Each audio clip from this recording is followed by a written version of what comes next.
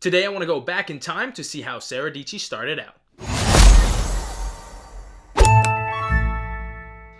Welcome back to Filmmaker's Formula. I'm Kevin, and this is Creator Breakdown Mondays, where we take a popular cinematography style, break it down so you can replicate it in your own videos. Today we're talking about Sara Dietschy. If you're not familiar with Sara, she makes tech videos, vlogs, how-tos, reviews. When she first started out though, she did a series called Creative Spaces TV.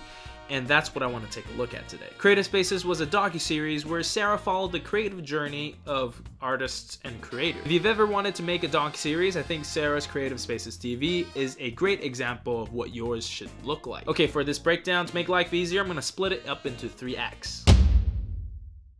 Now, with any good story, it starts with the filmmaker telling the audience where we are. And you see that in each of her documentaries, it starts with the setting or space where the artist spends most of their time. Sometimes she'll add B-roll of elements that makes up the artist's creative life. You know, like tools or special art they have on their walls. Things that make the character unique. Overlaid on top, we hear the voice of the artist, but we don't necessarily see their face until they introduce themselves. I'm assuming she shot the interview first, which is the meat of the documentary, and the B-roll is just eye candy for the viewer that she shot afterwards. After the introduction, she moves on to how the creator got started, the creator's story, and that's when we moved into Act 2.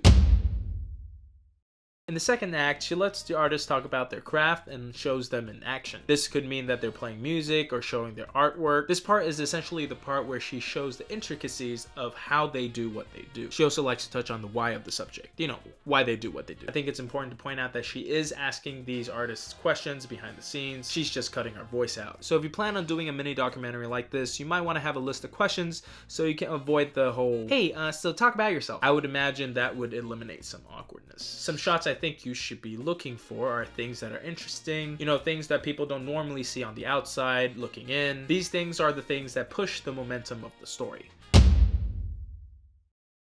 In the third act, she tends to continue with the why of the artist and segues into a thought or a statement or some advice the creator has to give. The documentaries themselves are usually less than 10 minutes, which gives enough time for the audience to take a nice bite of the creator's work, leaving them wanting more. Overall, I really like the series. I'm like 2 years late to talking about this, but it still stands the test of time. It's still really good. I'm not sure what happens to season 4, but I would have loved to see more. I might even consider doing a series like this in the future.